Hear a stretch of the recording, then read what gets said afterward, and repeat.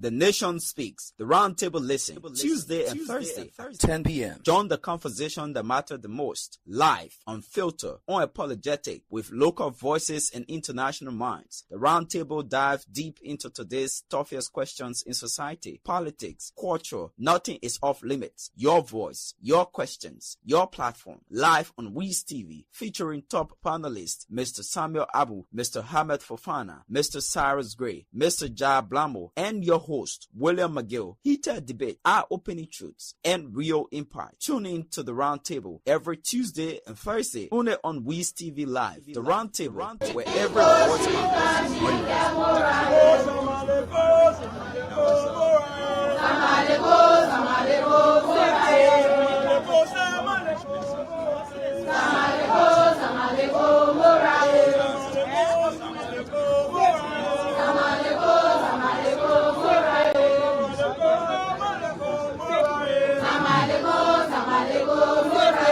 Welcome, this is DN News Liberia, and we coming to you live from the Capitol building, where a group of Liberian women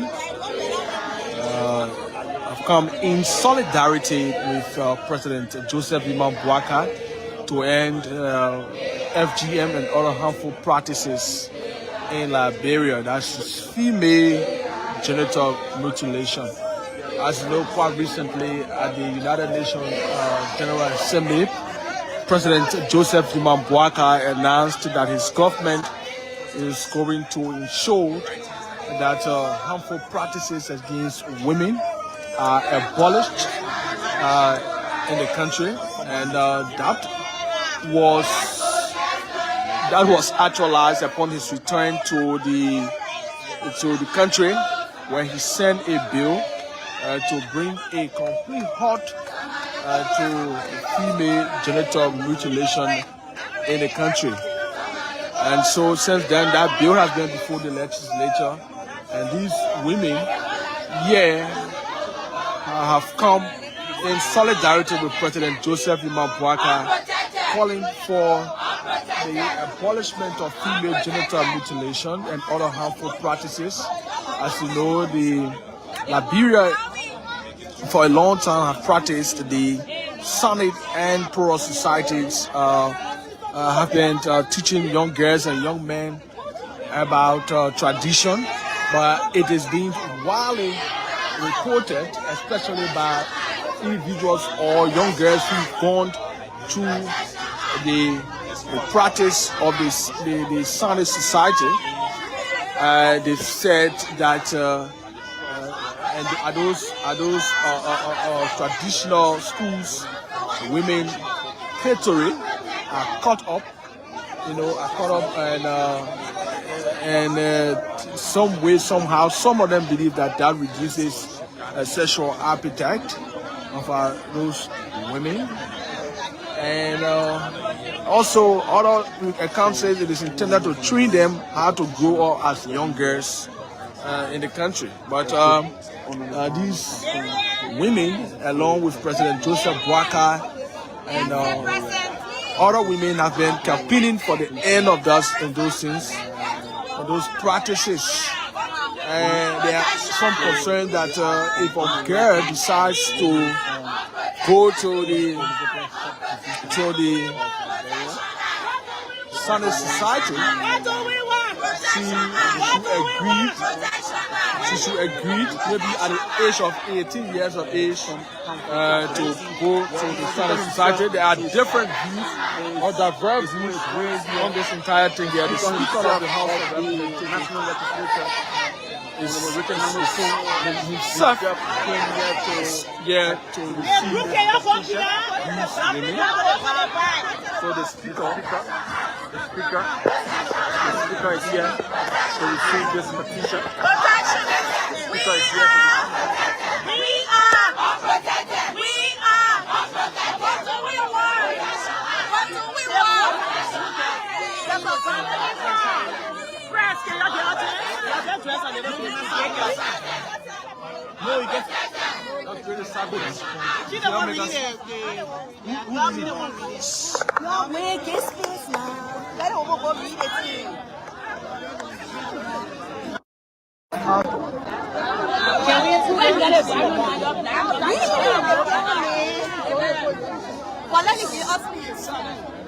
Can we have it quiet?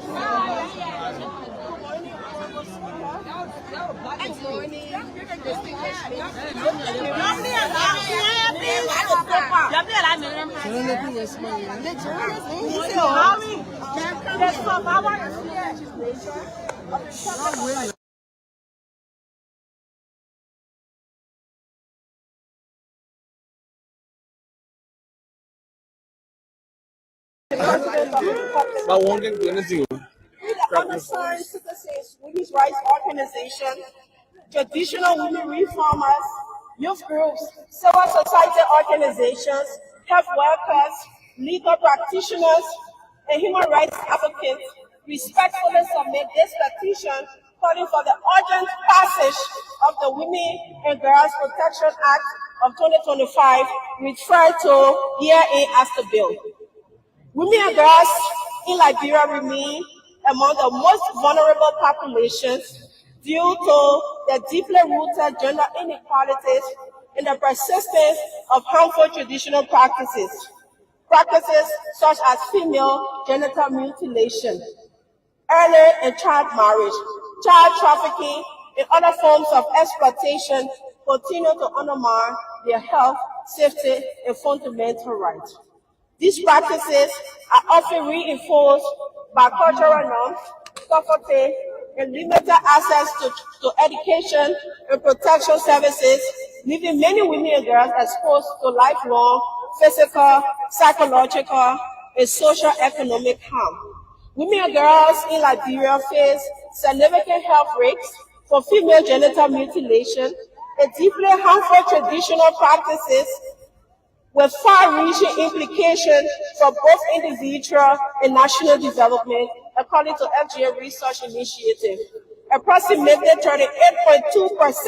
to 44.4% of Liberian women aged 15 to 49 have undergone FGM, with much higher prevalence rate in rural areas, over 50%, particularly in Nimba, Lofa, Bassa, Riverside, Bapelu, Monserrado, Magibi, Grand Cape Mount, Bomi, Wang, Grand Judah, among others.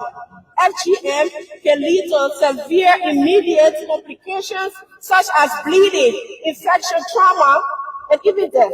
Mr. Speaker, it also has a long-term health consequences, including chronic pain, obstetric complications, and an increased rates of maternal and infant mortality.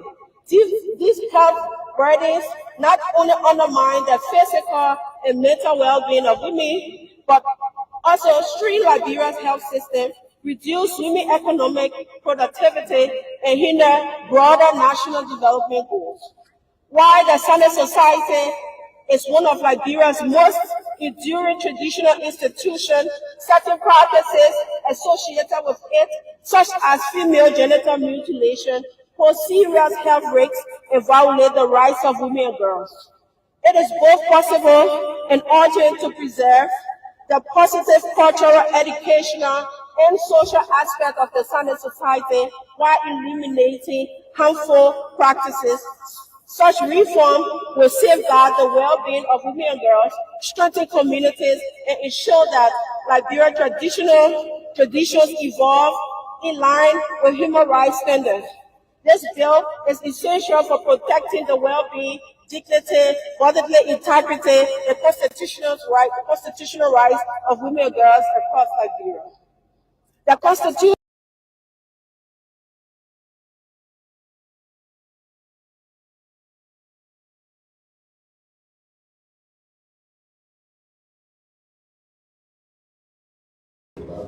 but that will not help the person to grow. The more you allow them to engage, the more you prepare them for bigger responsibilities. So he will continue after I have paid attention to a few issues. And the first one we want to talk about, welcome Chief. I know he will give you the detail of that. But as a government, We are concerned about the frequent wave of fire outbreaks in the country and the tragic manner in which some of our citizens are being laid to succumb to death as a result of those outbreaks are becoming concerned with the government. We will take some time of reflection and see what more we can do, probably to have real emphasis on prevention than what we do to stop the fire when it's taking place. The Shara community has a colleague in Dupolo. We just witnessed the entire family was crushed to death from fire outbreak. You know, the fire service, neighbors, and others made efforts to save the lives of the individuals who were involved without success. As though that was not sufficient, on Sunday, we were told, please, let's have some order in the place. As though it was not sufficient on Sunday, we were told that there was another fire outbreak at the facilities of the Star Center. We saw a statement from the company commending your men for your quick intervention. And we think that's what we want to hear more about our fire service, that your work will be acknowledged. But the bigger picture is the extent to which these outbreaks are occurring is of concern to the government. And we want to extend condolences to the families of the 5 persons who died from Dupolo fire. It is our prayer that God will receive their souls and console the grieving family members.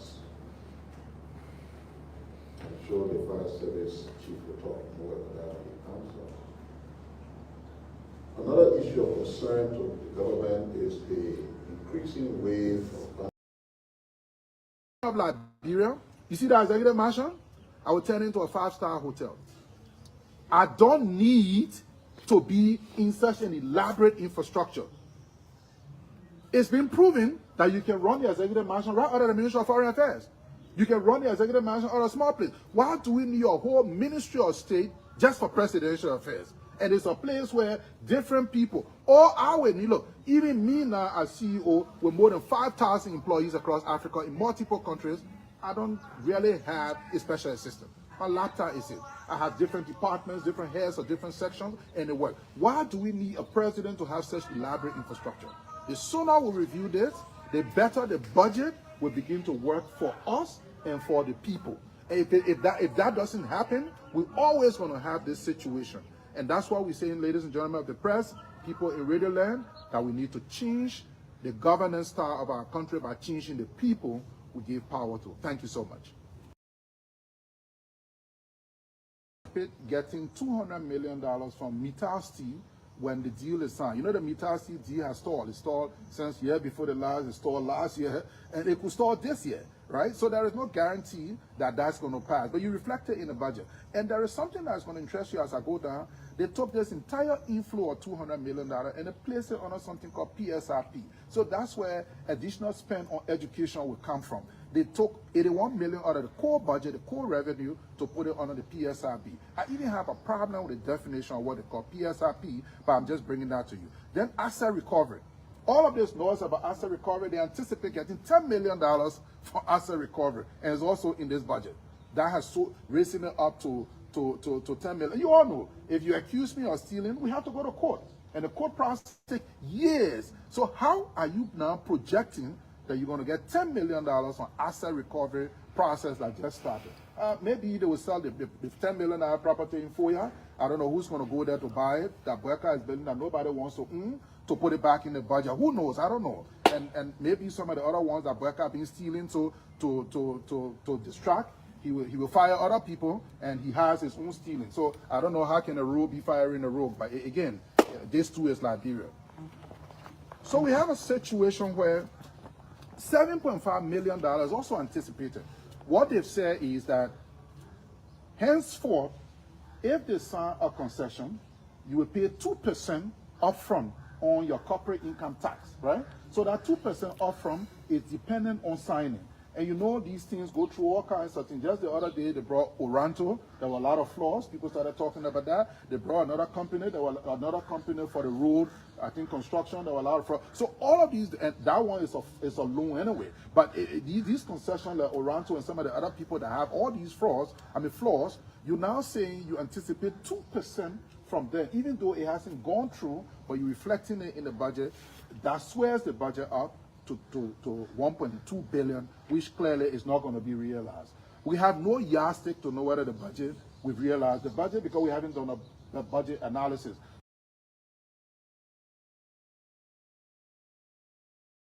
The only thing you hear that people say we're calling on the international community to come to our aid will be wondering, is there a National Disaster Management Agency? Why are we giving them money? Bureau of State Enterprises, you have another one called Governance Commission.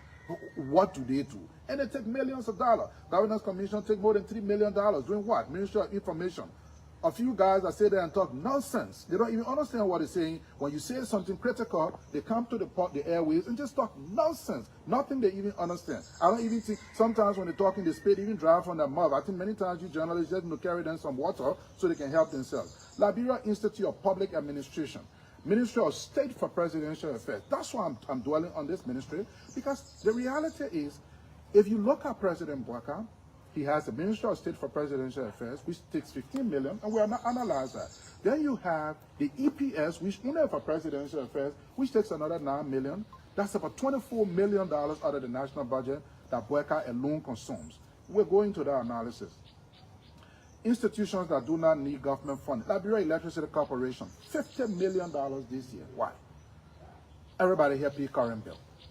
Why LEC, like in many countries you have private power authority that are functioning, that work, and the tariff is even lower than Liberia. Why every year we're pumping millions of dollars into LEC, and guess what? LEC contributes nothing to the national budget. Liberia Water and Sewer Corporation, nothing to the national budget. We go into another section of the budget, grounded in the arrest agenda, and I'm quoting here, for inclusive development. This budget reflects a government that listens to its citizens. That's what they are saying. Learns from their lived experiences and leads with purpose. That's what the government is saying. It integrates gender response planning and budgeting to ensure that women, men, and youth are equally considered in every policy and investment.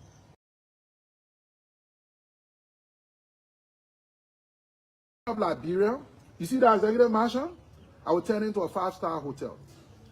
I don't need to be in such an elaborate infrastructure. It's been proven that you can run the executive mansion right out of the Ministry of Foreign Affairs. You can run the executive mansion out of a small place. Why do we need a whole Ministry of State just for presidential affairs? And it's a place where different people, all our need, look, even me now as CEO with more than 5,000 employees across Africa in multiple countries, I don't really have a special assistant. My laptop is it. I have different departments, different heads of different sections, and they work. Why do we need a president to have such elaborate infrastructure? The sooner we review this, the better the budget will begin to work for us and for the people. And if that doesn't happen, we're always going to have this situation. And that's why we're saying, ladies and gentlemen of the press, people in Radio Land, that we need to change the governance style of our country by changing the people we give power to. Thank you so much.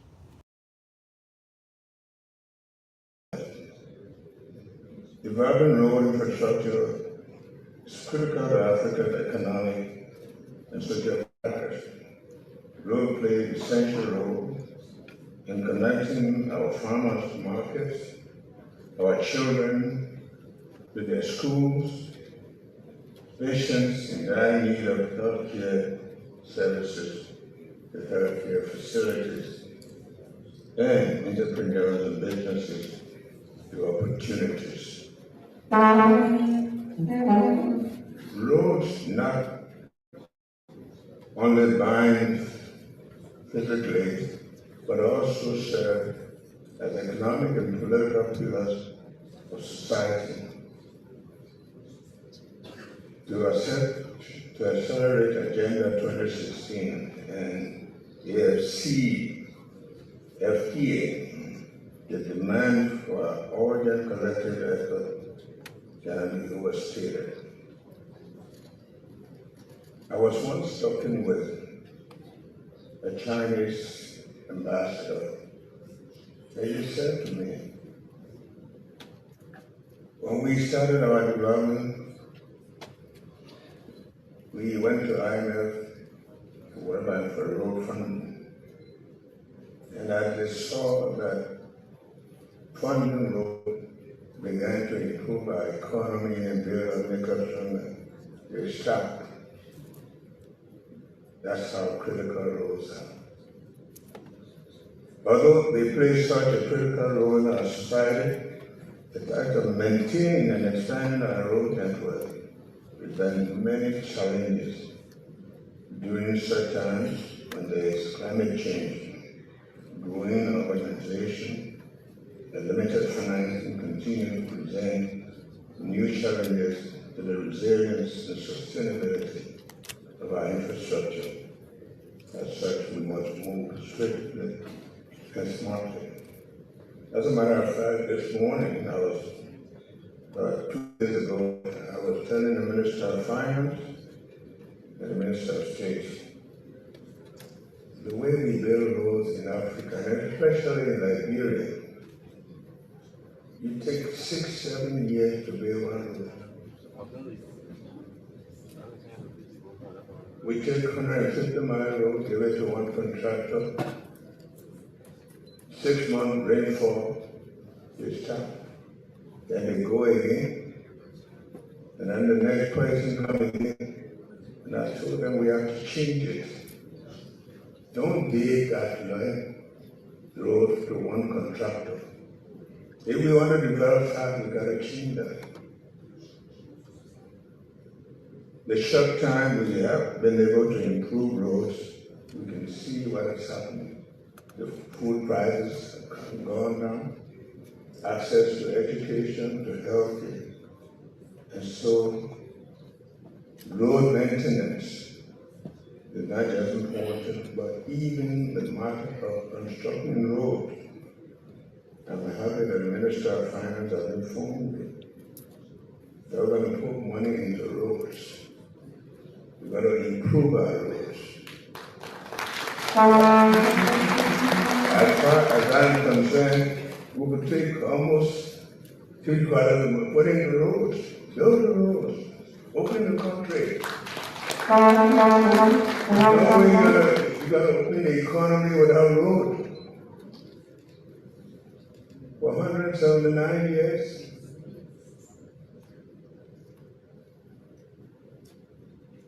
the road we built in Asia have been built 50, 75 years ago. So the highlight of the importance of this, pointing to the fact that poorly maintained roads present not only technical challenges, but developmental challenges. I've been to serve with some of my own experiences.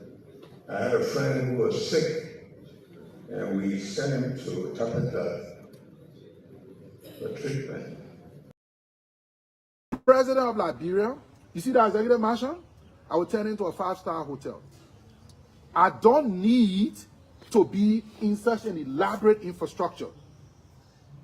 It's been proven that you can run the executive mansion right out of the Ministry of Foreign Affairs. You can run the executive mansion out of a small place. Why do we need a whole Ministry of State just for presidential affairs? And it's a place where different people, all our, look, even me now as CEO with more than 5,000 employees across Africa in multiple countries, I don't really have a special assistant. My laptop is it.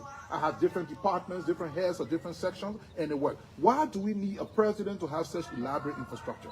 The sooner we review this, the better the budget will begin to work for us and for the people. And if that doesn't happen, we're always going to have this situation. And that's why we're saying, ladies and gentlemen of the press, people in Radio Land, that we need to change the governance style of our country by changing the people we give power to. Thank you so much. Construction and maintenance of roads are a national priority. Thank you, Your Excellency, Mr. President, for this enlightened vision and for the trust imposed in the young people of Liberia, of which I represent.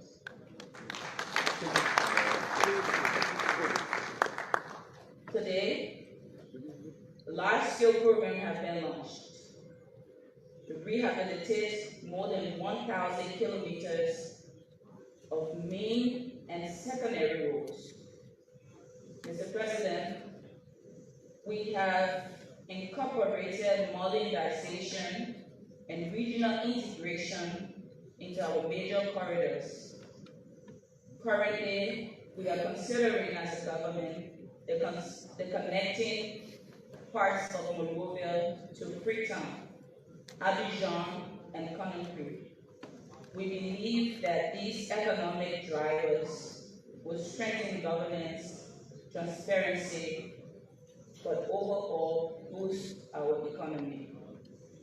Mr. President, I must acknowledge the support of all of the young people that have served to support me at the National Road Fund of Liberia.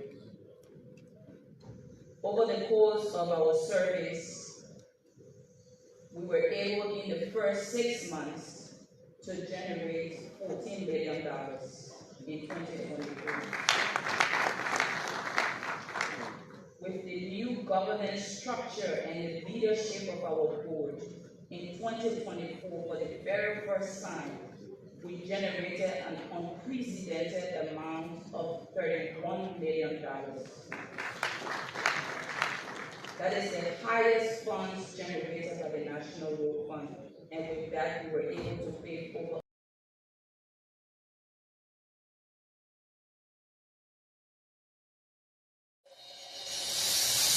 I can't stand no more, cause I'm a fool. I cannot go to school, cause no more money. I can't stand no more, cause I'm a fool.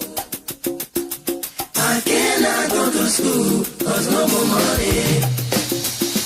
Hey yo, excuse me, Mr. Genevieve. I wanna...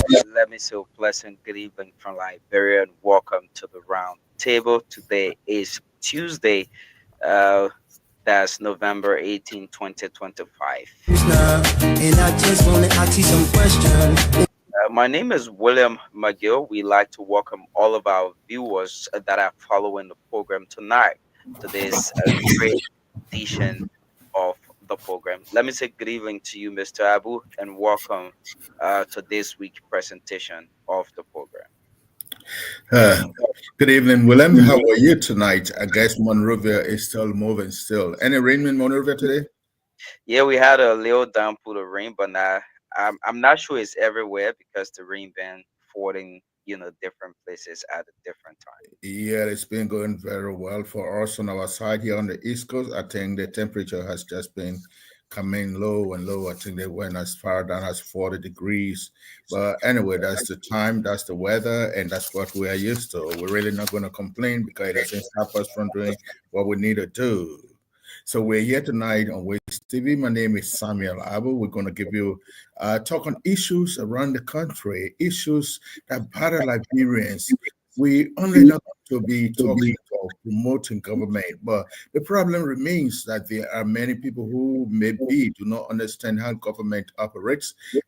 Some of them were in government before, and at the time they were working in government, sometimes things were happening a different way, either just being stalled and dragging and not moving. And today things are looking different, so there will always be a way to criticize. But sometimes during the times they were in government, and there are also some other group of people who have had no experience in working in government, and all they do is to look at government to operate the way they see or read on the papers or in the books, but it doesn't happen that way. But we are here tonight. We'll be discussing some of our trending issues in Monrovia, and I think, William, you have a lineup of new things that we're supposed to be discussing. What are those things, please? Basically, tonight we will look at a statement coming in from Simeon Freeman. He's spoken today talking about the proposed national budget, and as well as a statement he made when he spoke about the budget, trying to criticize the budget as well. We will look at that statement talking about he could turn the executive mansion into a five-star luxury hotel to generate revenue for the country. We will also look at the road front meeting that has been held here in Liberia, but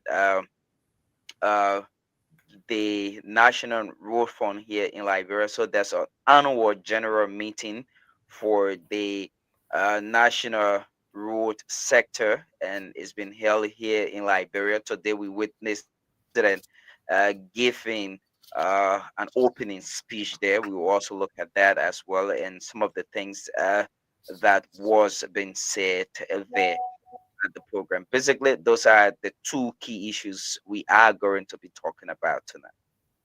Well, those are all beautiful issues that we should be discussing. I did not listen to all of what Mr. Simeon Freeman said, but what caught my mind specifically, he spoke on several issues, assuming that if he were president, which I know he talks out of oblivion, that's not going to happen at this time, maybe not in my generation, and maybe not even the generation of his grandchildren. What is happening here is that he forgets to know that Liberia is not guided by men. Liberia is guided by law.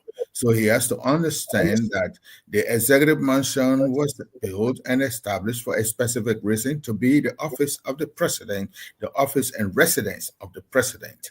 If he were the president today, that is where constitutionally we'll have to have a place for him to stay with his family and where he will be protected.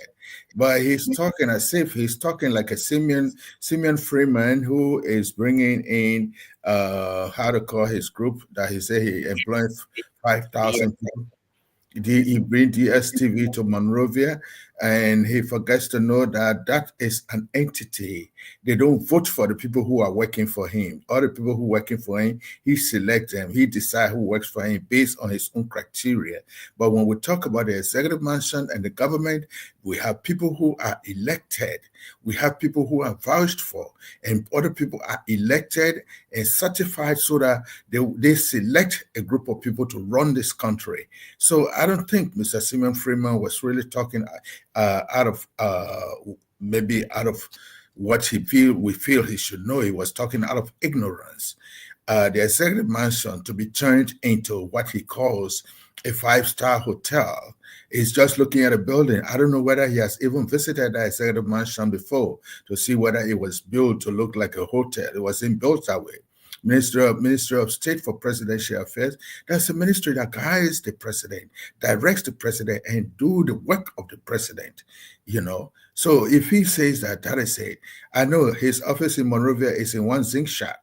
I know, because he says he runs a place with 5,000 people. The government is running to satisfy 6,000, almost nearly 6 million people. And he just 5,000. I know because it's 5,000 and his fees is effective. So therefore, I guess his office itself is in one zinc shot in West Point. Why would he not build his office in West Point, where he goes to one of the places to build his office? when the people have labored and spent their taxpayers' money to build, to put up a building in a secured place. Because when you talk about the presidency, it's about security. Not because he goes around Monrovia and go to the nightclubs and stand outside and nobody cares where he is. Put him one place as a common Simeon Freeman and put President Boakai in another place. You know how many people will be around President Boakai, excluding the security? How many people want to see him? But Simeon Freeman, we only know he exists because right now, as things are happening, we do not have a lot of competition that we have other television service providers. So he thinks it's thing. When he's saying other people are not going to be making money, DSTV, when he came, I have not been able to get a total. But the first time it came, DSTV, no poor person, no common person could afford it, you know. No common person could afford it. I think the least at that time could have been around 75 to 150 for subscription. Okay, and look at that. Because a few other people are coming in and government is continuing to squeeze his balls, so he comes down and tell us that, I mean, why can't he give the DSTV free to the people? Since he say he want to satisfy the people, why can't he make it free, you know? Because he feels that there are many entities in the government that do not need to be operating because he feels, look, Simeon Freeman, I don't want to talk to you today, really, because you are talking completely out of ignorance and a non-skull, you know, understand yourself, please. You know, that when we say non-skull, we're really not saying that we're insulting you. We are saying that, I mean, you don't talk like somebody whose skull is correct, you know, because if you said, the executive mansion is of no use. You can operate the executive mansion from the Ministry of Foreign Affairs. Ministry of Foreign Affairs itself is a big entity that you cannot run it as a small consulate. It's not a consulate. You have to understand that building has so many areas inside there today.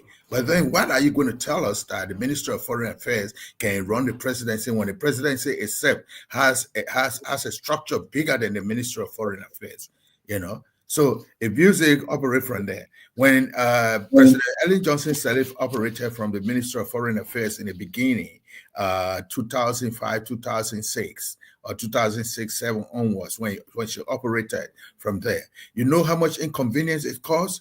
When you get up today, you tell us we must operate an office. There is no need for the Minister of State and Presidential Affairs. He has to understand something. He has to understand something. That this government or any other government of Liberia cannot operate that way. He cannot be working and thinking that that any government can only be in that place.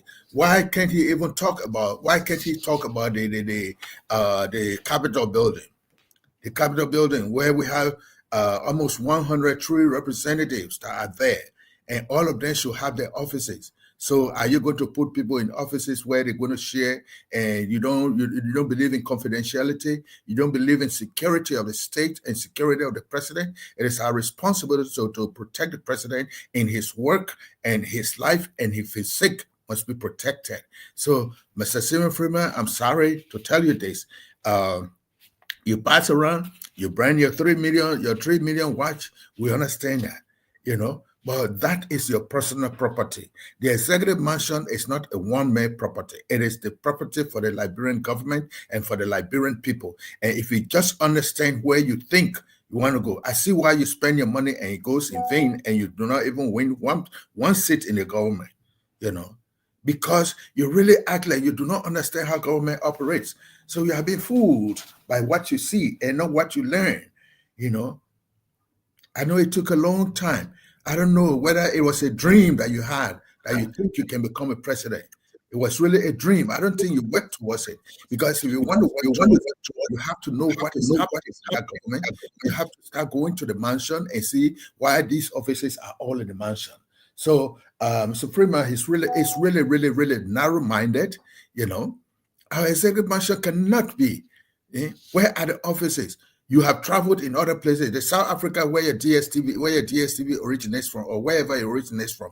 I know you people have a very gigantic office building there, but you only have 5,000 people. So let's look at the government of Liberia that have more than 33,000 people all employed, where they are controlled from. The 5,000 people you're talking about, they are not all in one country. You say they are in countries around the world. And each of those countries, you can just imagine how many big buildings that you people have there. Why can't you turn all those places, even your sleeping place, turn it into a zinc shack? Because you want to save money, because you want to please people. Don't be talking politics when you do not know what it is.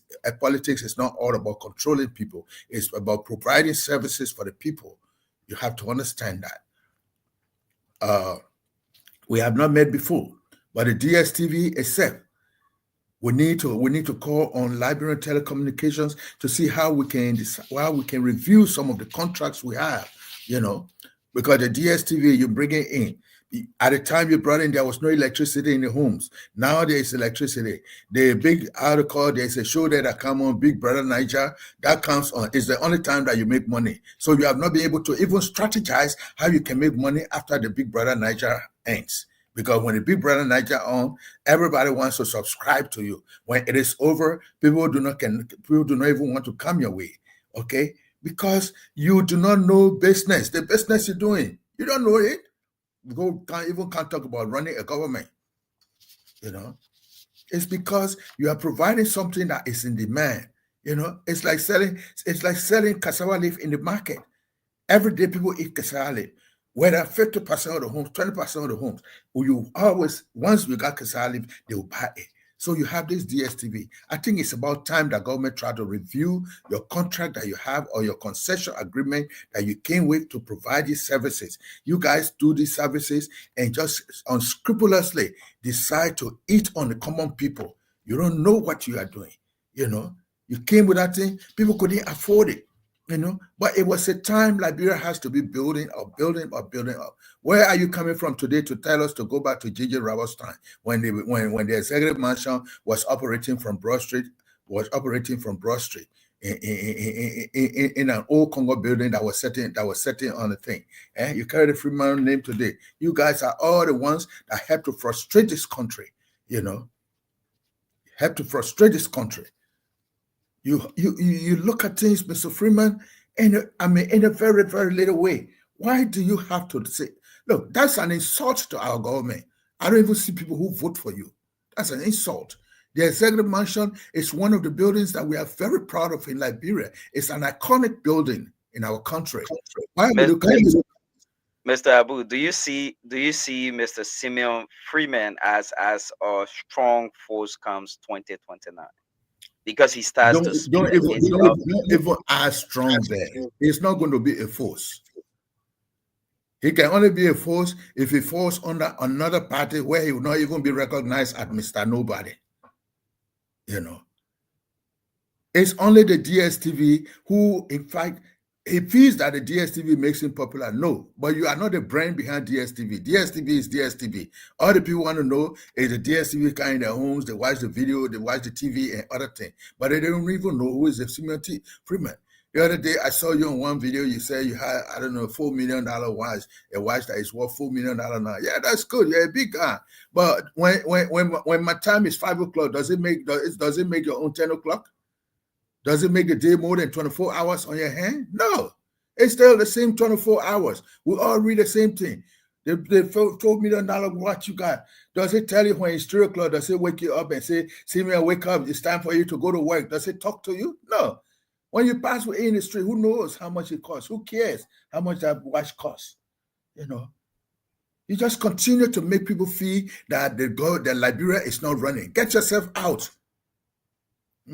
The 5 million people you see, or 5,000, that's just the population of maybe not even, even Painesville has a population more than 5,000. Those are the people you say work for you around the world. If you go to where your DSTV headquarters is, they must be having some gigantic building there. Look, what attracts people is the things that you do. I don't think you want to go back into contesting. Maybe you just want to sit. I think there is no fence. You want to sit in a muddy hole and be criticizing. You just want to criticize. Our executive mansion, must be turned into 5-star hotel? Simon Freeman, you must be joking. But anyway, talk is free. I heard you say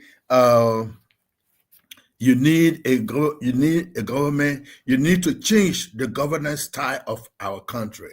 Okay, but what you have to do, Mr. Freeman, we are not going to give you the chance. Because even changing the constitution is what determines our governance style.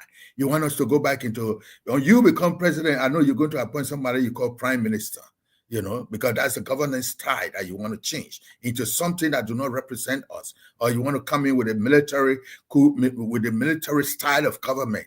You look at the executive mansion, because nobody talks, oh, we'll turn this into 5-star hotel. 5-star hotel. You think that's just something you talk overnight? We don't do that. Mr. Freeman, you got to be careful. Don't be talking just because you want to talk. You make a lot of statements here. Look at even the road fund people making money. The government is moving. You are the guys who are paying the people in the street to go and demo and protest, because that's not demonstration. You are the ones who pay people to go protest. Sometimes we don't see you giving them money directly, but sometimes what you are doing is that you decide to give them free DSTV services, out of the little profit that you make. These people who are working for you, how much money are you paying them? That's the style that you have to make. The people who are working for your DSTV, are you paying them enough money to sustain it? You don't even pay them more than what the government is paying its workers or its employees. You're not paying them. But you come and just run your mouth, blah, blah, blah, blah, blah, blah, just like a parrot. Mr. Freeman, for that statement you made, but thank God it remained a conditional statement, if I become a president, and that if it's never going to happen. You will never even be a kitchen, if the people have to vote for a kitchen boy in that mansion, you will not take it, you will not get it. If we even have to vote for the kitchen boy in that mansion, Simon Freeman, you cannot win it. I challenge you. How many votes you had? The presidency, you keep running for it. Is it because President Joseph Boakai had broke the ceiling that you see that even you keep running, you become 80 years and still be running? Keep running. Every 2020, it can run. 2033 can run again. Keep running, because they say when you want to know the Christmas is going to be good, it's determined by the night before Christmas. Yeah, you are running a business. You're exploiting the people out of this business here, just because you think it is in demand. Liberians want to see something better, and you are helping to provide the services, and don't think you have a monopoly over that. You don't have a monopoly over it. You did not start it.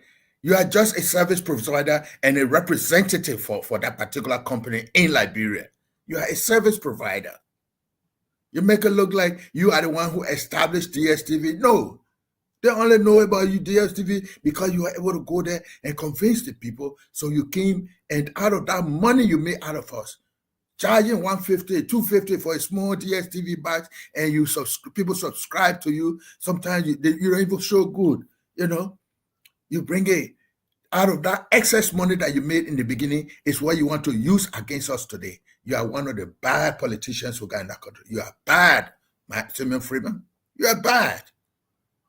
Because if you came and make excess profit, like somebody come in, when the new US, especially some of us who know you after the war, if someone has brought something like because we couldn't see fish, people were not going fishing, people were not doing anything. When you bring one boni to the market, you can tell the people that $2,000, people will run behind you and stay by it. That's how you got into the market. Okay. Then finally, the excess money you made, when more boni started coming in the market, the price started dropping, you've already made your profit, And I know it is not DSTV that told you to charge to people that much, but you were doing it, Mr. Freeman, turning our executive mansion a building of icon for the president of the Republic of Liberia. It was built specifically for that. Okay, Because if we even listen to you, the next thing you're going to tell us that you want to change the how to call the place, the Capitol building into a welfare center. That's why you would talk, because when little kids talk in the tongue, when they talk, you give them chance. The next thing they will think that they want to say something bad against the leader. So Mr. Freeman should understand that the executive mansion is even when he becomes, may the law forbid, and the God is forbidding it already, that it shall not happen, because you will not even be able to make 3%. Because the election law says if you didn't make 2%, the next time you want to run, maybe you got to run under another party. So this party you got, are they going to contest the election? You'll never produce a presidential candidate except you're going to go under some coalition. That's the only thing. So your presidency representation has already flunked, faded, and completely dissipated. You cannot become a president of Liberia. Stop dreaming. I know the next time you start providing Muppet show, that you yourself will be the Muppet on the DSTV. Because you need to provide some shows, so we'll be watching you, as a Muppet or a comedian. He spoke a lot about the proposed national budget for 2026. And if I would bring that video when you listen to him, he talk about so many things and so many entities that the government is trying to spend a lot of money that they shouldn't. He lists entities like the NTA, the National Transit Authority, talking about they should be able to generate their own revenue and run all by itself. He talk about the Liberia Electricity Corporation, where they are proposing $50 million into the budget for the LEC. He said it's not necessary because LEC, take current bills from citizens, so they should be able to fund themselves because they raise revenue for themselves. He talked about the Liberia Water and Sewer, and so many entities he listed. Let me just bring this video and then you listen to it before we dive into that. The only thing you hear the people say, we're calling on the international community to come to our aid, will be wondering, is there a National Disaster Management Agency? Why are we giving them money? Bureau of State Enterprises, you have another one called Governance Commission. What do they do? And they take millions of dollars. Governance Commission take more than $3 million. Doing what? Ministry of Information. A few guys that sit there and talk nonsense. They don't even understand what they're saying. When you say something critical, they come to the airways and just talk nonsense. Nothing they even understand. I don't even think, sometimes when they talk in the speed, even drive from their mouth. I think many times you journalists just carry them some water so they can help themselves. Liberia Institute of Public Administration. Ministry of State for Presidential Affairs. That's why I'm dwelling on this ministry, because the reality is, if you look at President Bouaka, he has the Ministry of State for Presidential Affairs, which takes $15 million, and we are not analyze that. Then you have the EPS, which only for Presidential Affairs, which takes another $9 million. That's about $24 million out of the national budget that Bouaka alone consumes. We're going to that analysis. Institutions that do not need government funding. Liberia Electricity Corporation, $50 million this year. Why? Everybody here pay current bill. Why LEC, like in many countries, you have private power authority that are functioning, that work, and the tariff is even lower than Liberia. Why every year we're pumping millions of dollars into LEC, and guess what? LEC contributes nothing to the national budget. Liberia Water and Sewer Corporation, nothing to the national budget. We go into another assertion of the budget, grounded in the arrest agenda, and I'm quoting here, for inclusive development. This budget reflects a government that listens to its citizens. That's what they are saying. Learns from their lived experiences and leads with purpose. That's what the government is saying. It integrates gender response planning and budgeting to ensure that women, men, and youth are equally considered in every policy and investment. So, you listen to him, and Yeah. that was his opinion on the proposed budget. Yes, he talks about the proposed budget. Our government was established by law, and every institution that he's talking about came to existence through the law. So why is he trying to change the law? You know, he acts like he's a very lawless fellow. You know, let's imagine he talks about the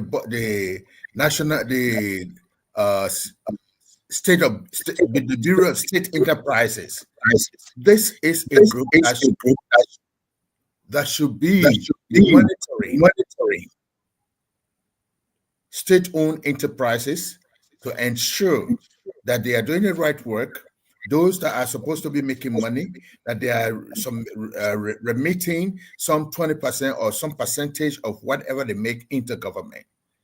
The government is still being built. We came from war. It takes us a long time to get back to where we are. You know, the only mistake sometimes is that we assume that we have no problem and we take things from the center. Okay, he said the Liberian Institute of Public Administration. This is an entity. Mr. Simon Freeman, go into your constitution and read it. Go and learn how some of these entities were established by acts of law. You know, you cannot just change it. I mean, if you have other recommendations, you can make these recommendations. We expect that. But when you say the budget, even in America, we got a Security Exchange Commission, which checks on business people, on governmental organizations. Okay, and you are there that people talk spit coming from their mouth, and you got to bring water to give to them. And this, I don't know what's happening to you. Probably you drank your water before you started talking. Okay, then let's look at all of the entities you are checking. You are naming. These are not entities that just people that President Barker came and he started. If by any reason God favors you, which I know we don't determine what God favors, but for you, we can say that God is not going to favor you and make you president for that country. Because you talk about changing these things. Look, Simon Freeman, you are not the first person who have said that they will change the way government operates, the way governance operates. Every politician in Monrovia talks about that before they take power. But when you get to the executive mansion, you'll see that things are completely different from what you're talking about. Things are completely different.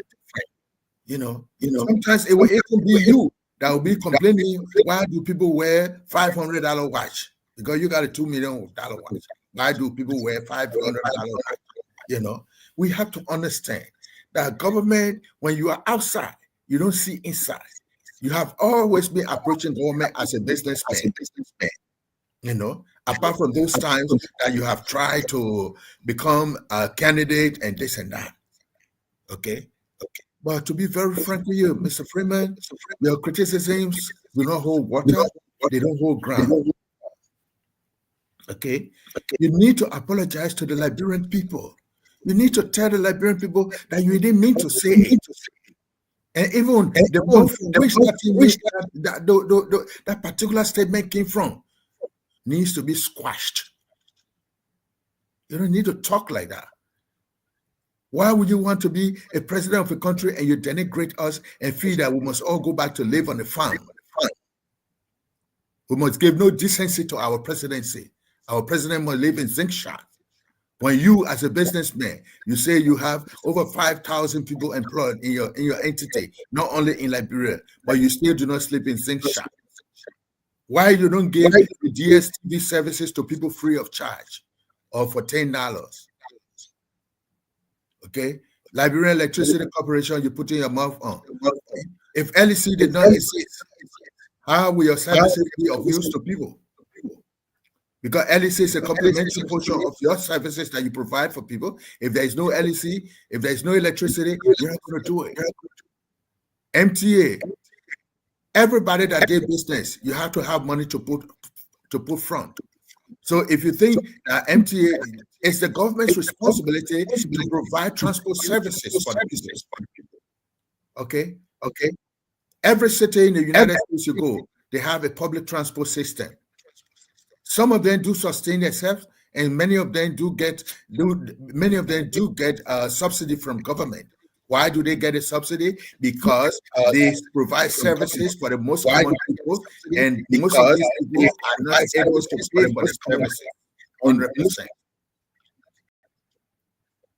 I don't know if you are talking so that government can give you a carte blanche so that you can continue to provide services for people free, so that you'll be collecting money. You guys are the same ones when you provide $10 service, you come to government and tell them we provided $20 service or $50 services. Corrupt people. A man like you look very corrupt. I can see corruption in your face and in your eyes. XYY chromosome, because you just talk. We look at the issues. LEC, yes, you say they should be able to raise their own money. Yes, but how do LEC get the money to generate electricity? There should be something we call the seed money. And where do they have the seed money? They could go out there. But then it is the government that becomes the guarantor. Okay? MTA, the same way, the government becomes the guarantor. Liberian City of Public Administration, do you have any proof that they're not doing their work? They're trained people. They are happy to train people in governance. Middle level managers, directors, they provide training for them. They are working. All these things you're talking, even in your own entity, don't make it look like DSTV, you do not have flaws there. You do. Take the thing from your eyes before you start looking at other places. Because Mr. Simeon Freeman, you really need to apologize to the Liberian people. Where this one came from, you have been talking. We listen to you, the budget.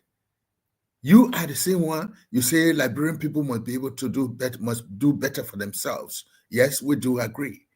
If the salaries are not increased, if the salaries are not there, because matter you're happy to rig the government, you're happy to make things very, very difficult for people. The DSTV, make it free. You even want to be president. You, Simeon Freeman, you become president, you still want DSTV to operate, and you want them to be in competition.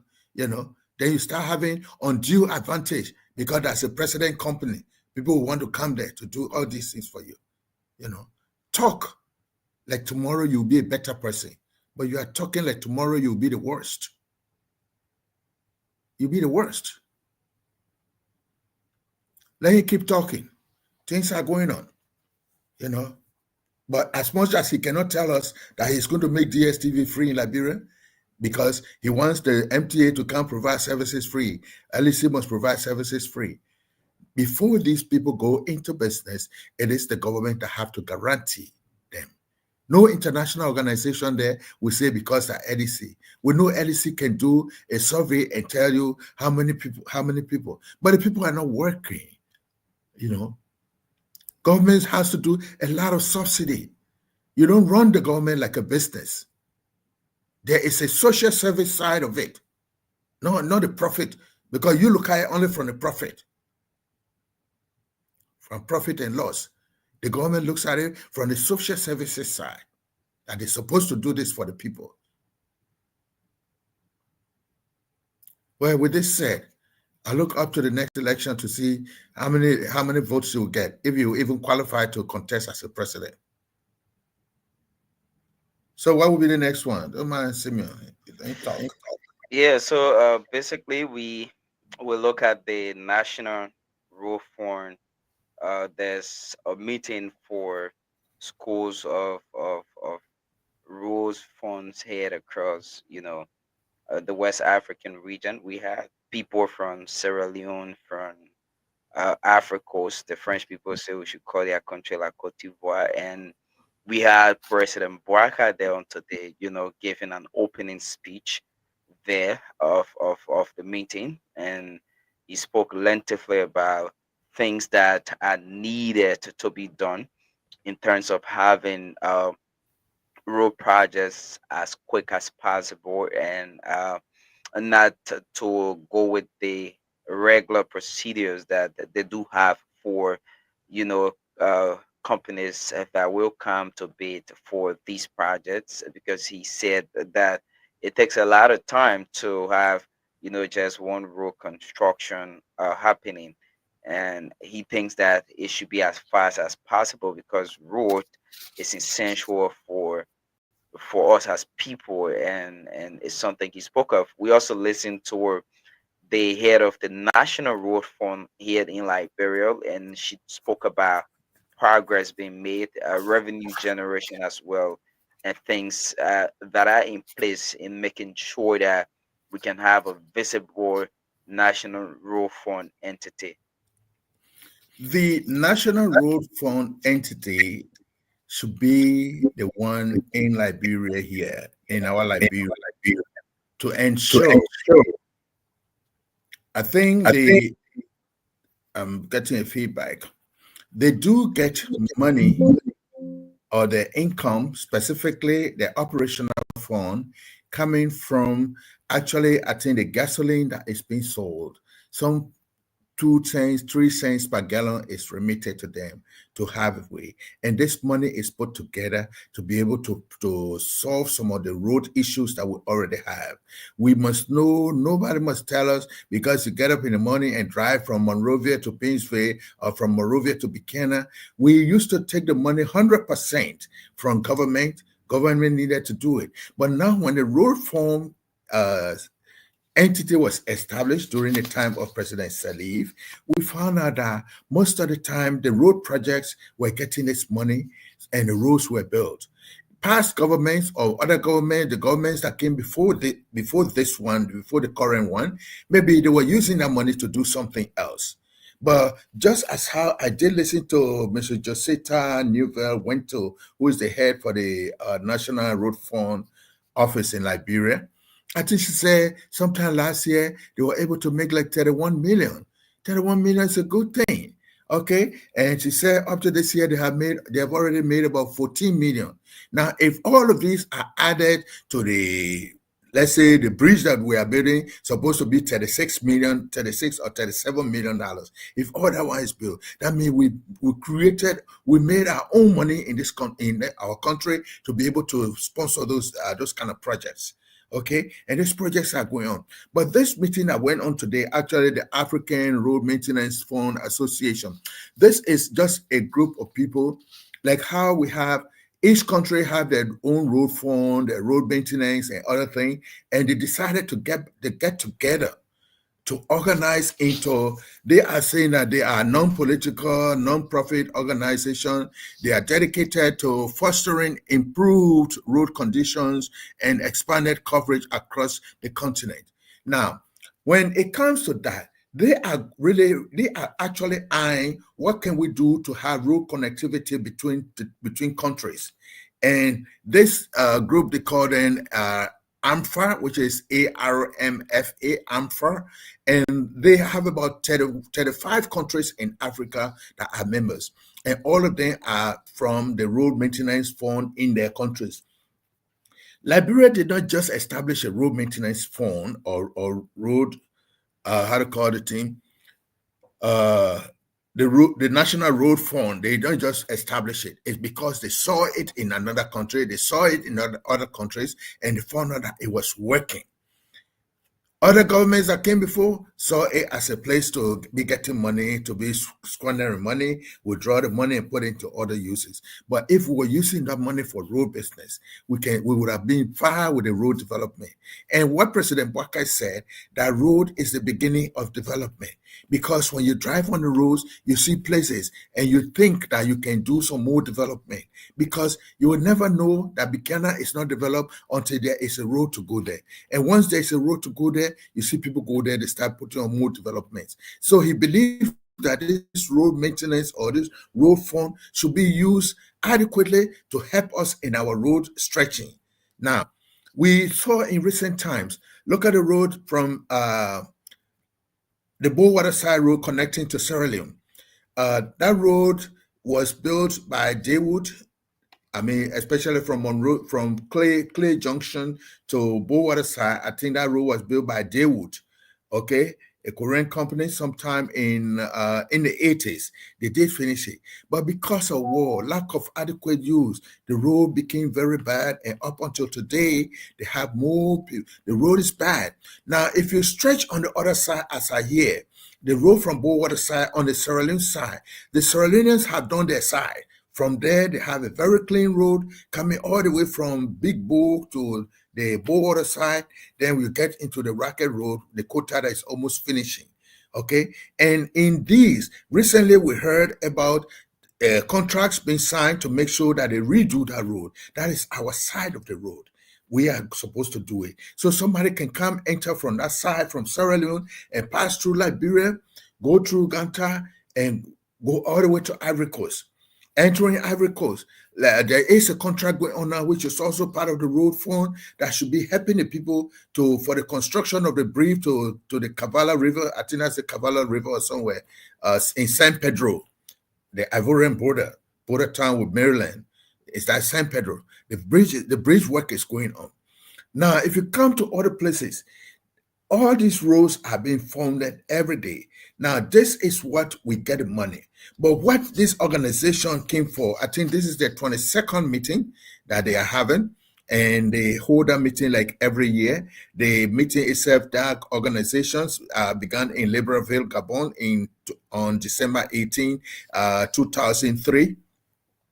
And they say it was intended to promote sustainable and well-performing road maintenance funds for better and safer good condition and increased coverage within the areas of African countries, and to be recognized as a leading enabler of road network improvement in Africa. So when they came together today, there are a few things to look at. This organization has been spread into regional little groups. They have the African Focal Group, they have the West African Focal Group, the Southern African Focal Group, the Central African Focal Group, and the East African Focal Group. So all of them, in their own communities, they make sure that there is road connectivity between the countries, and the road in your own area, you have to be responsible for doing it. Like in America here, they have roads that run from one state and go through maybe about 15 different states. Let's say, for example, the I-95, which is the Interstate 95. When it reaches to your state, you are responsible to make sure that you spread it out, that you work on that road, and you keep it safe for people. So when I-95 is passing through Pennsylvania, it is the PennDOT, which is the Pennsylvania Department of Transport. They are responsible to making sure that it meets traveling standard. It is safer. When it passes through Pennsylvania, it reaches to the border with Delaware. Then Delaware take over. They run it. They make sure on some of these roads we have toll roads and we have toll booths. And they use these toll booths as a means, just like Liberia, where we are collecting. Because if we heard from what was going to happen, when the roads they are going to build from Monrovia going through Clay and other places, they say there are going to be toll booths there. Now, these toll booths are the ones going to be generating money to be able to help to maintain these roads. So if you come through Delaware, the 95 that passing through Delaware, it is the state of Delaware that's supposed to be maintaining it to make sure it meets the standard. So when I move from Pennsylvania and enter Delaware, I must know that I'm in Delaware. I just continue running through. From Delaware, it comes to Maryland. Maryland pass through, goes down to Virginia. Virginia to North Carolina. North Carolina to South Carolina. South Carolina to Atlanta, Georgia. From Georgia, it goes to Florida and go all the way to reach to either Miami or to Orlando. That's a 95 road. And it's an interstate road. So this is the kind of thing this organization comes together to make sure that we have these roads. So they make sure that if you do not have the money, this organization helps you to look for money outside there, to get grants or to get loans from organizations so that you can help to maintain your street. That is why this organization, they came together specifically that they will be able to help one another so that they can keep the roads safe in Africa. Today, I think they say the theme was innovative financing and sustainability of road infrastructure in the face of climate and mobility challenges in Africa. So, climate sometimes makes the roads get degraded. So they are saying they have to start thinking. There should be innovation through this group here, AMFRA, that they will be able to help you through research to see how you can do your work to make sure that you maintain a good standard road. They'll hold this meeting every year. So I think this meeting is being held from yesterday or from today all the way until Friday, from the 18th to the 22nd. That's when they're going to do this thing. And the main interest of this thing is financing, exploring and stabilizing new and sustainable resources. Financing, how can we help you? Because if your budget is very low on roads, sometimes you go into these organizations and they help you. Sometimes with structure, they come in to help. So how is Liberia going to benefit from this? We are going to benefit from it because we know that the agenda of this government, of President Bakai's government, is to have improved roads. And you can see how the roads are stretching to places, farm to market roads. So this organization, Liberia, if we are short of money, the road fund is not making much money, they'll be able to go to them and ask, or that organization will identify other organizations that they can go to so that they will be able to get loans, so that they will be able to help them otherwise. So sustainability and ensuring a resilience and longevity of our infrastructures. So even when you are trying to make the road, they are going to have a group of maybe, let's say, engineers. The engineers will determine that the road here, even though we have completed our side, we want you to make a road that will be able to meet so that all of us can be on the road, so your road cannot spoil, and when our own is still good, how can we maintain good roads in the area? That's what this company is doing. I was very impressed at a statement of Josita Winter, who is the fund manager. I think she believes that with the attachment to this organization, more things can happen for Liberia. Okay, so it's just about, even sometimes the way they are getting the money now from the gasoline that we are buying and other things. We only identify the gasoline because it's something that people cannot escape. If you put any charges on it, you get it, because gasoline is used every day in every moving thing that we have in that country. Gasolines are used. So once you say anybody you buying gas, you have to pay some amount of it towards it. That happens to you.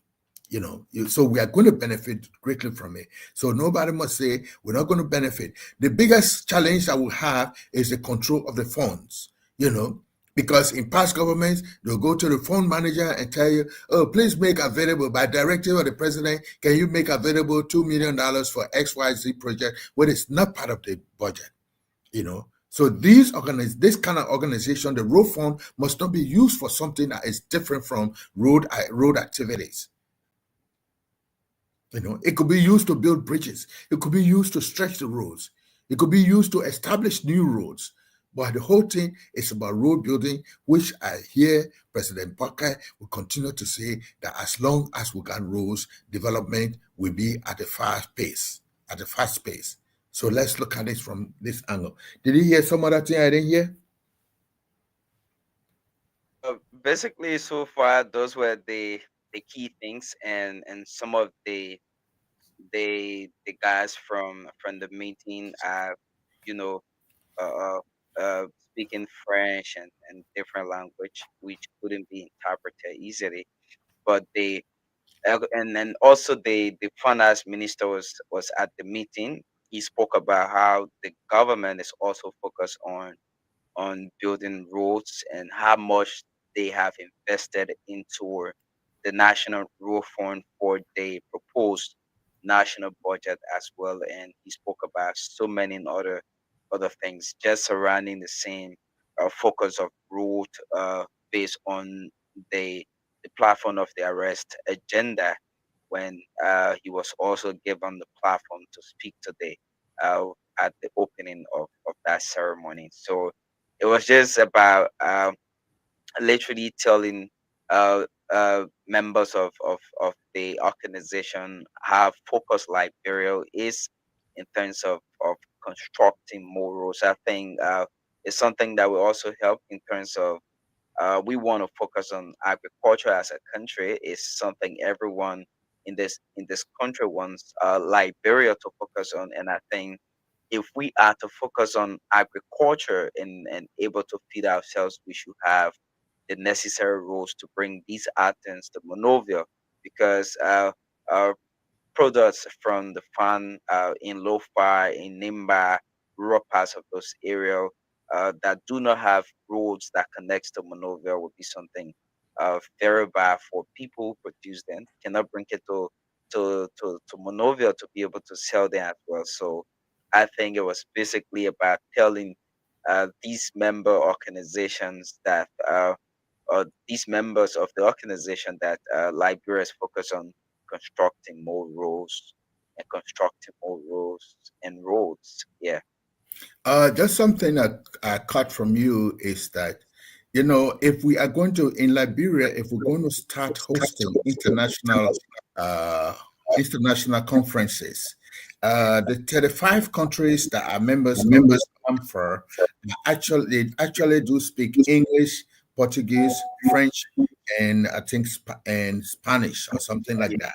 Yeah, So Spanish. when you are running these organizations, you have to put it to your budget or your proposal that you need interpreters, and the hall that was being used, I think they should have connections there for interpretation, because even when President Gafford, oh my God, why am I calling him President?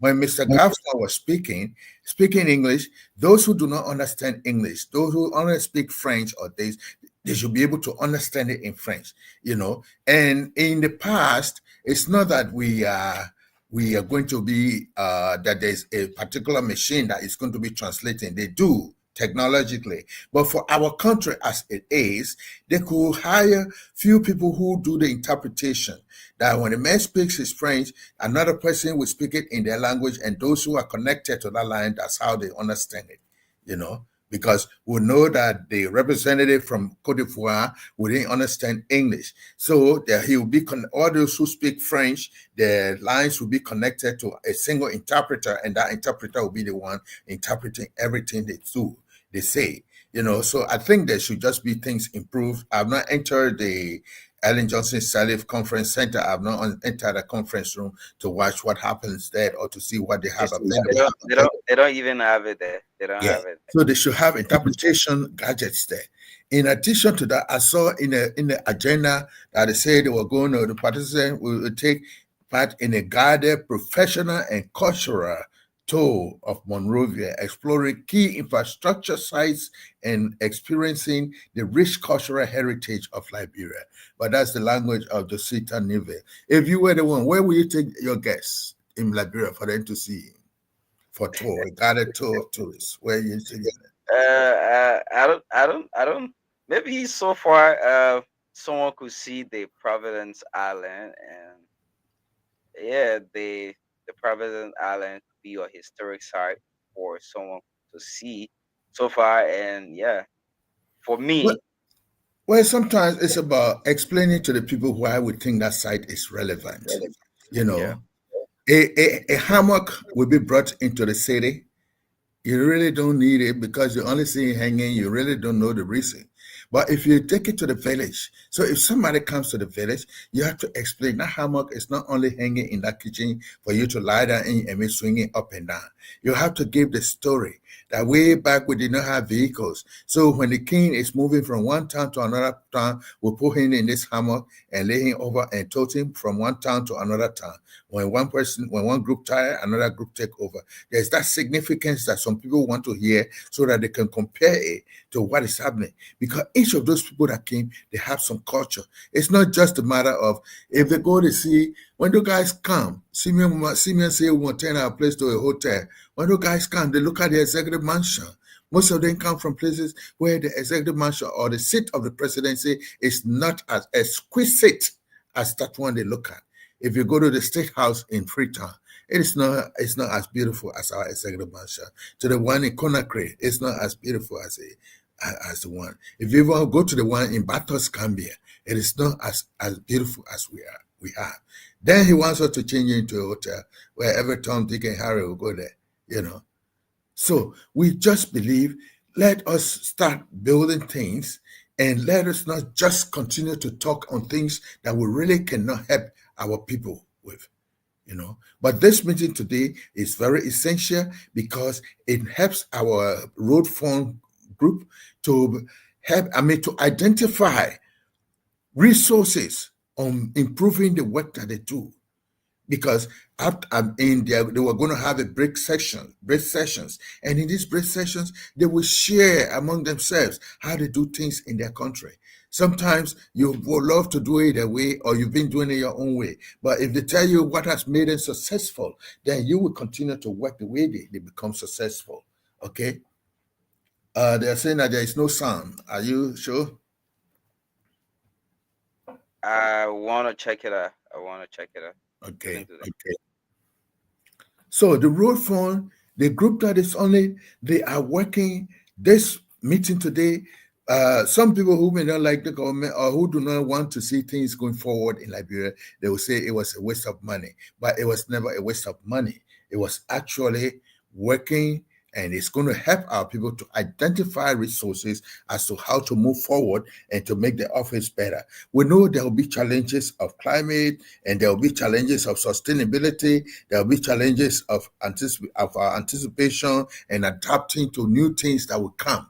Okay, because some of the challenges, if you go to Liberia now, let's just imagine when they started talking about the overhead bridge, some people started looking at it as something that they think we cannot afford, that is something that cannot be afforded in Liberia, the road fund, the overhead bridge. But later on, I saw some people say, okay, well, if it was not in Liberia before, if it comes now, let's welcome it.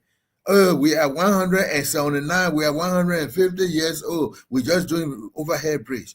Yes, we are just identifying that as something that can help in our transport and road system.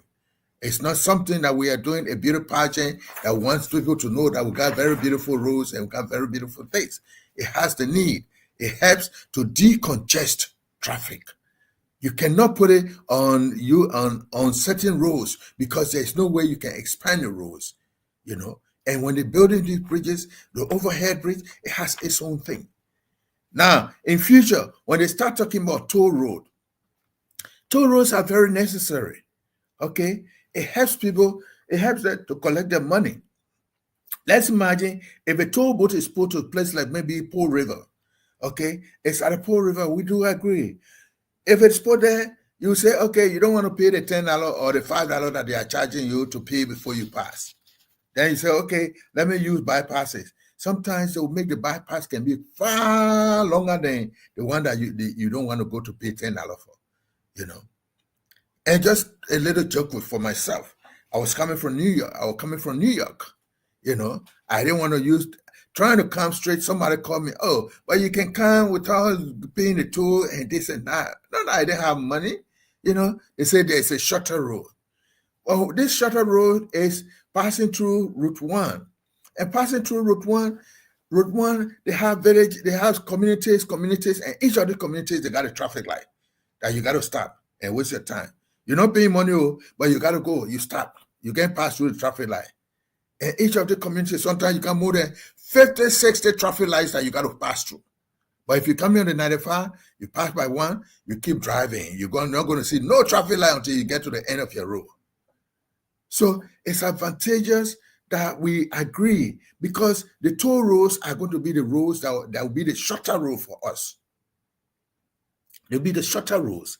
And let's imagine also for tourism's sake, our country will become competitive. Somebody can come and see it and say, we got this in our country, you know, and sometimes give us some more idea as to how to use it. So road connectivity, road establishment is very important to the country, you know. So these kind of meetings provide a space for the members to actually come to deliberate. They talk about what are the goals that the funding is doing for them. What are the challenges and how can they improve on it? That's all they came. They're going to spend 5 hours. Somebody who do not like them and know the idea they came for, oh, they're coming to sleep in big hotels and this and this and that, you know. Yes, we do say this. But we understand these people are coming from countries maybe where there have not been war. That when they just say coming to Liberia, they are already afraid. Okay, they are coming to Ellen Johnson Selig Ministerial Complex hall. That particular hall was not built for those kind of conferences. We had a conference center before, we broke it down. So that kind of place is not one. So when the people come in there, you expect them, they come in there, they're going to sit down in a cool place. Sometimes air conditioning, yes. So as a matter of fact, you have to go to very good hotels. I see most of the hotels are $200, $250 per night. You know, they give it to you to sleep in. You know, those are the enjoyments that you have or the things you enjoy. You know, some people say, oh, the other day, which of the minister? Oh, that some agency head said he went somewhere and they gave him money. He didn't spend it. He came by and returned it to government. That was very good for him. I gave him kudos, you know. But let's imagine I ran the refugee resettlement program for the Archdiocese of Philadelphia. Almost every half year, all the resettlement agencies meet together. When it is not, we do have meetings virtually, but when that time comes, we travel to one state and we all go there. We live in the hotels. Sometimes some of the hotels are $250 per night, you know, $250 per night. You're spending 3 nights there. You enjoy yourself. You listen to good. Because when your mind is settled, you understand things better. You know, I can't go to that place. You carry me to where they are going to have bed bugs. No, I should sleep in a comfortable place because that is a conference we have gone for to make a decision on the refugee resettlement program of the United States of America. It's what we go for. Some of the places we identify that we are going there to help people. And it's not only going to sit down to talk, but we also identify projects. Sometimes we during the meeting or at the certain portion of the meeting, we go to less impoverished communities, you know, less opportune communities to provide services for them. We'll talk about refugee integration into the society. Refugees come. They're not only supposed to be in the West Point area. We want to make the refugees feel good to live on Broad Street, to feel good to live in Cinco. You know, not because they are refugees, so therefore we don't give them something. They have the right to live. It is something that made them move from their country to run. Whether in their country they will not enjoy anything, they come, you have to help. Because the Geneva Convention says that you should help these people. They are running away from something, you should help them to resettle. And we did this, you know. So let's look at this road fund. I still want to say that I give them credit. I really want to congratulate the 35 member countries or the 34 member countries that came to Liberia, and I wish them well. I hope the meeting will last, to the time, and I hope they will come out with very good communique, that they will be able to help their various countries. They'll be able to help one another in technology. Tell you, well, you don't have to build this bridge, let's build it. I know Ministry of Public Works was part of that meeting. You know, they could have gone there because they're talking about roads. So they needed to be there, you know. So I think we want to say thank you for all of them who went to that meeting. And I know the meeting was well. Do we have any other thing that happened we can talk about? Basically, besides everything, also we saw CMC political leader taking a hand from the entire bridge project. The man said the government, public work, you know, saying you should use 1.3 million, and it let the Arab money not reach that size. So the man, no. You know, I like him. You know, he quick to throw in the gauntlet. He quick to give up. You know, one thing he likes to say: the law is the law. So it looks like he forgot that the law is the law and wanted to do a jungle justice business. He can't. I will get my house. You can't. You look at my children, you say they're hungry. Then you go, you bring food for them. the answer is say you're not eating enough food. Because I am telling you, say, I don't feed my children. Government is responsible for these things. Before you decide to do the work that government is supposed to do, you must discuss it with a appropriate government entity. And that was what the Minister of Public Works told him. I think the Minister of Public Works was at the Capitol building today. And he told them, we're not stopping him. But he needed to do certain things. He did not do it. Now, when they are put all the in front of him, he found out that he ain't able to do it. You know? So when you go, you bring rice to my home. You say you brought it for my children. All I'm going to do, I tell you, yes, I agree you brought rice, but my children don't eat rice. Okay? Go and bring hamburger. Go bring this. Go bring this. Go bring this. When you find out the thing I told you to bring for my children is more expensive than the one you brought. It was not just a matter of satisfying your desire or satisfying the urge for having a road connecting two communities. It's not all about that, but it should be sustainable. Okay, the government has a budget already set, and that is one of the priority areas of development that government has. So why do you want to jump inside? You have to go to the Minister of Public Works. I understand him. I like him. He says the law is the law. So when the law decided to clamp on him, he gave up straight. He said, okay, I move my hand for inside. Y'all do your thing. So the other day, I was just coming out. Let me just come on with something. I think I was on social media. I asked, I said, well, why Musa Belete and how to call the guy, Koluba? Why Musa Belete and Koluba? The development that in there, Yeke Koluba, the development that in their districts, that they need to do. They're not seeing it. They're living from there, going way to other people's places to go see whether they are washing their dishes in the street. Musa Belete, you live from Nima County. You can't wait Bon County. And the bridge you're building is not a bridge that passing through Bon County. It's a bridge that connecting communities that are far from the road that you're supposed to use to go to Nima. You know, Nima County, they still got places there that you need to use that you can build that bridge there. You know, you didn't do it there. The same way, I saw Koluba somewhere way in the Belefasa forest. He looking at road. Look at all the digging deep. Look at this. Look at this. Look at this. You get Koluba. The road from ACS to go to Gate Town, we still have one stick laying down there. That's your district. That's the heart of your district. You know, that we're supposed to use that road there. That people who coming from Tartan, they want to go to Gate Town. They don't have to come to Juba and take motorbike. They can take the shortcut passing by ACS building and go down. And when they reach to that swamp, they're able to walk on the bridge. And if possible, you can put something there that motorbikes can even use, you know, to cross. But you still got the people in the community putting one stick so, and they be jumping. When you make mistake, you fall down in the water. You know, you can see that. You know, let's imagine from Gate Town coming towards Chubo. That's your community. I'm just saying this. I'm from district number 10 as well. So I'm telling you, Mr. Koluba, those are areas that you're supposed to be paying attention to. You know, supposed to be paying attention to those things. That you pass by those places every day.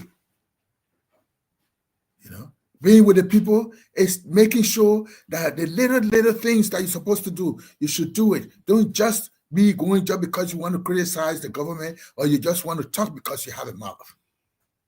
What are you doing in Belefasama Forest? What are you doing there? You want to go to Bele Yala?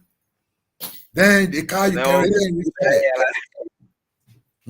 just to shut your mouth and tell your car right and come out. Then you're there telling people, oh, look at the road. They have not done this road. They have not done this road. This is your second term in the House of Representatives. Tell us what you have done on the old road. Go to Kehoe. Kehoe, you're not doing nothing there. That's it, right around your community. Okay? The road passing by your father's house. Okay?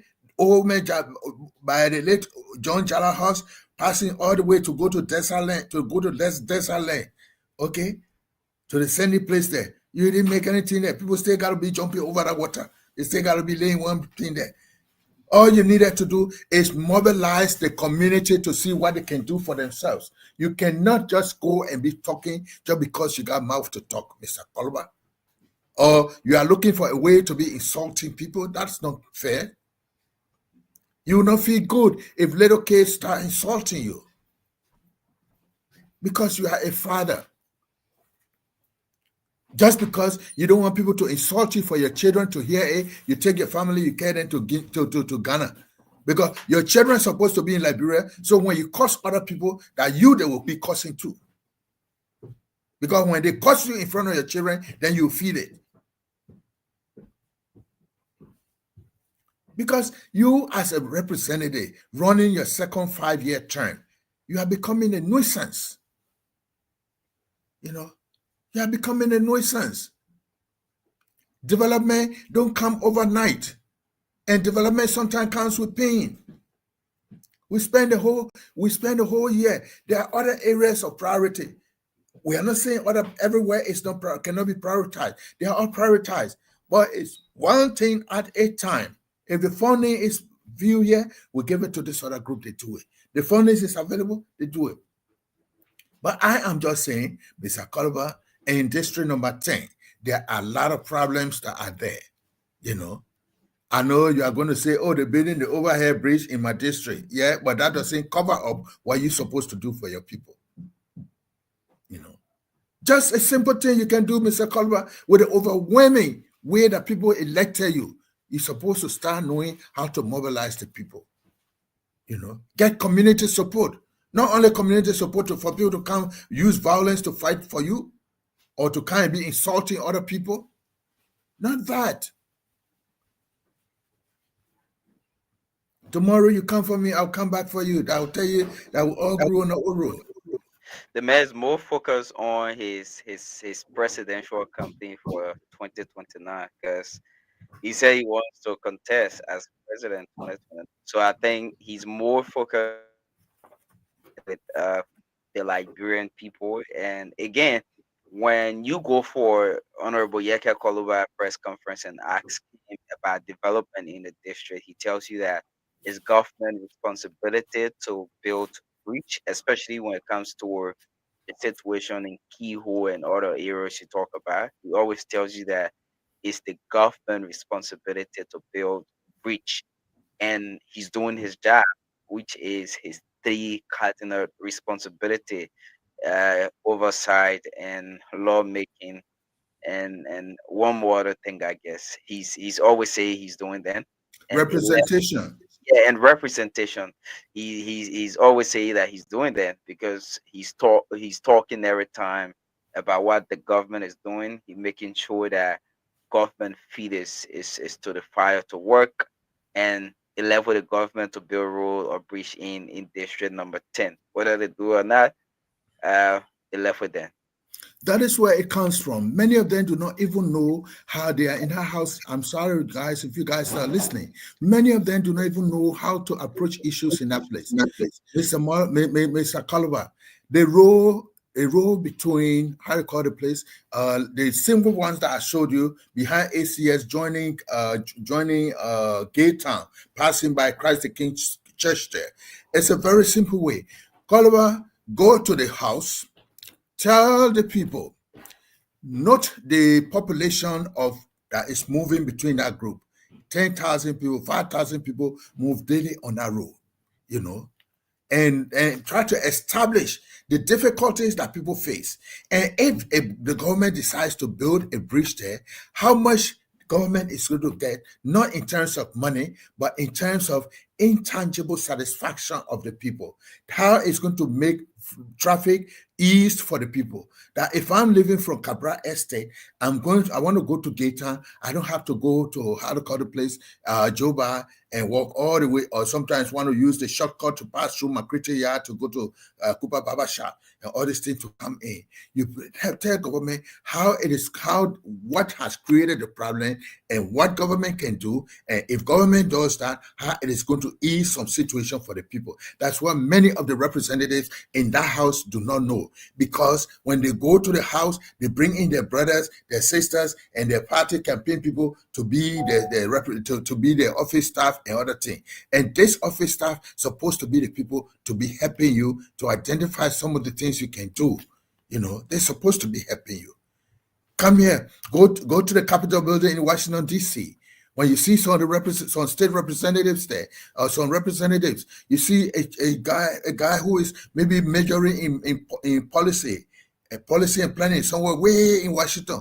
We ask to come to Washington D.C. so that they can just be an office mate. They volunteer in the office.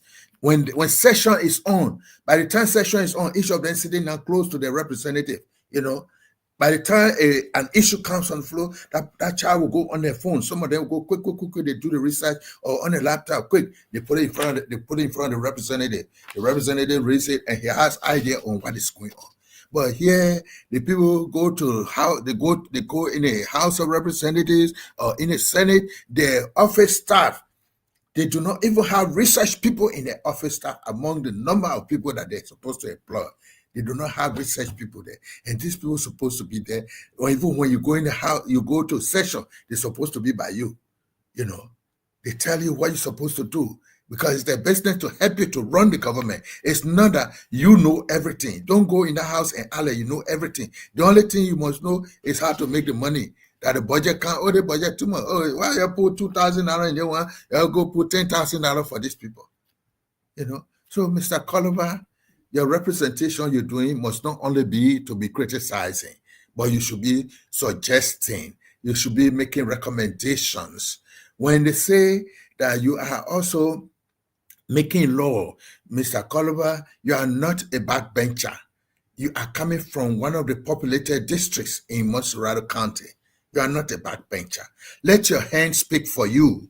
Not to say I concur. While representatives say I agree with him, the person say no. You should be able to come out with a counter argument, and the counter argument in a respectful way, not insulting people.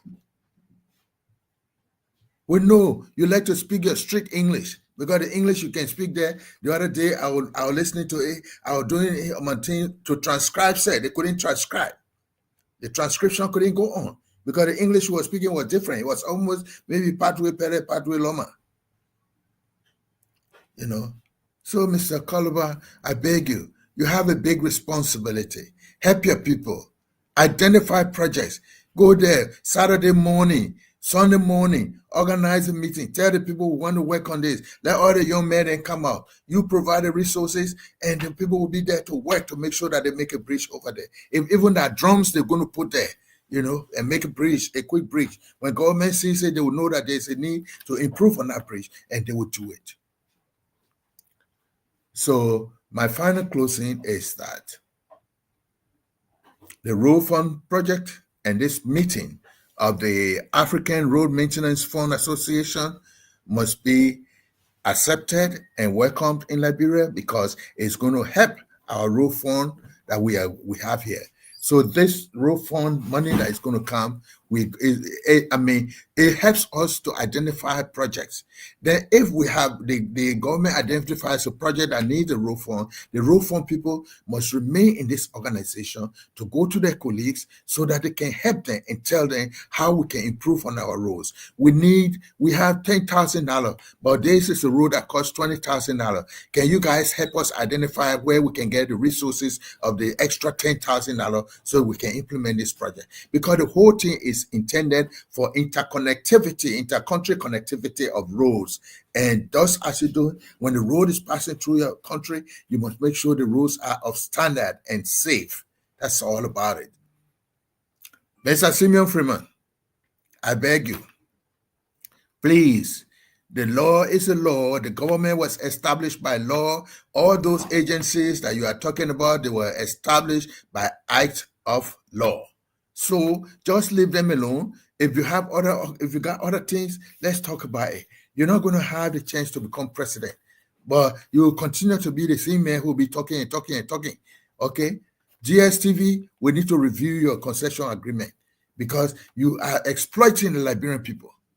You're exploiting. You're setting a tariff that is actually not even workable in other countries. I guess you should understand now that even the GSTV that you're giving to people, because it's too expensive in Liberia, I will send my money to somebody in Nigeria and let them pay there and subscribe. Because once I got my code, it works for me in Liberia. So if you think you're making money, you do not know the business strategy. You know, that is what many Liberians are doing. They send their money to Nigeria or they send it to Ghana.